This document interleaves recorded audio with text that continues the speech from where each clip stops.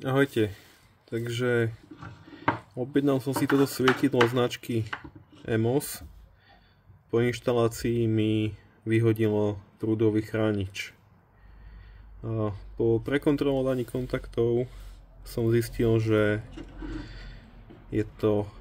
môže za to toto novo inštalované svietidlo. Vyskúšame skúšačku. No, teraz s čím je spojené v tom svietidle? Nie? Áno. Chybná inštalácia svietidla zapričiňuje vyhadzovanie prúdového chrániča. Takže asi toľko ku EMOSu.